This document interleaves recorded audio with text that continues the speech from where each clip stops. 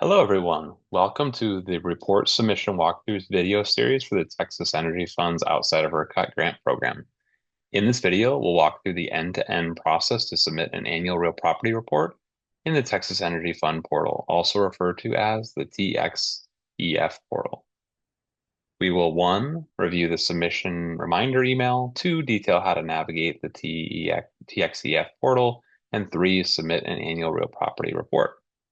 Let's get started. When it's time to fill out the annual real property report within the TxEF portal, you will receive this email. It will inform you that you should log into the portal, request the report, and complete it before the due date. The annual real property report will be due on September 30th of each year, with the submission window opening on September 1st. With that, we will navigate to the TxEF portal. You'll note that I have already logged into the portal. If I hadn't already logged in, you would see a login on the top right corner. You would provide your email and password and log in. With that, we will shift to the My Dashboard. In here, you will go to the awards section, and you'll click on the award link. Scroll down to the request section, and you'll see that I've already started a real property report.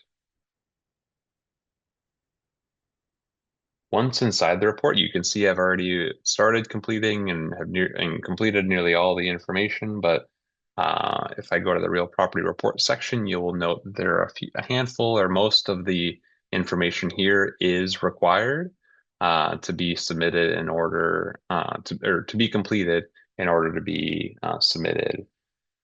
Next, you'll note as well, this section is technically a progress bar in the top left corner. And here you will also note the fields that need to be completed, so you can see the required as well as total fields as well. As you complete the information within this page, these bubbles will populate with blue color, and then once completed, they will indicate that they are complete with a green check. Now that you're familiar with the various pages and functionality, we'll shift back to the introduction section. The introduction page details the sections of the report, as well as provides some resources in case you need guidance while completing the form. Once you've reviewed this information, you will click on next page. Again, as indicated, I have provided or populated a lot of this information, but I will walk through what types of information is needed. Before we do it, we would like to suggest that you have your grant agreement and budget and planning templates on hand for easy reference.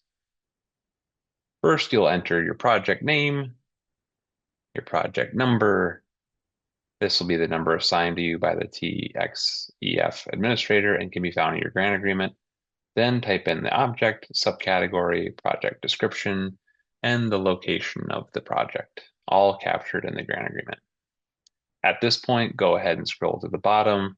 And as we'd like to do throughout the completion of various reports, there would be a section here that denotes that we need to save it. So I'll just update one section here, and I will save as draft. There you can see after doing that, it actually moved me back in progress. After I've completed the necessary information related to the project, high-level information, we'll now move into the real property section. This provides a description of the real property, then the address of the real property, followed by the property's land acreage or square units. Then next, you'll see a drop-down indicating the type of ownership that you've entered into for the real property. I'll ask for you to capture the real property cost, the associated state share, as well as the non-state share. This may align somewhat to your cost share, but may be different. We'd ask for you to reach out to your grant manager for assistance potentially in completing this portion if you have any questions. Additionally, has a deed, lien, or covenant or other related documentation been provided to establish the state interest in the property? If yes, provide describe the instrument that has been entered into or has been provided. Has insurance coverage been secured for this real property? Has significant change occurred to the real property? So this information, kind of moving into this next stage, you'll see is more related to the next iteration, maybe not necessarily the first iteration, but if there are a couple different iterations of this real property report capturing any significant changes related to the real property. So may not be relevant in the first submission, but may also be relevant. Um, Again, I just updated this to earlier, so I'll capture just a $0 here, and then any additional comments. Add any additional related real property.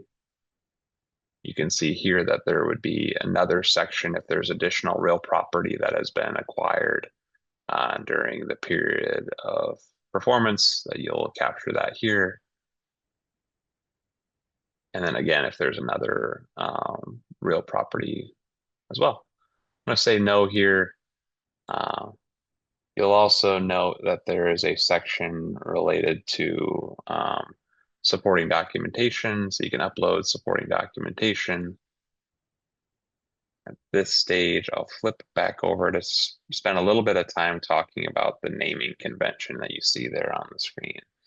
The naming convention follows this format, so AWD, and then the application number format, as referenced earlier, the report code. So the report code for the annual real property report you can see here is REALPROP for real property. I asked for you to include that in the file naming, and then the file name. So it could be blueprint as indicated here, it could be specs, could be something else, but asked for you to include that there, as well as the month, date, and year. You can see below we have a reference as well.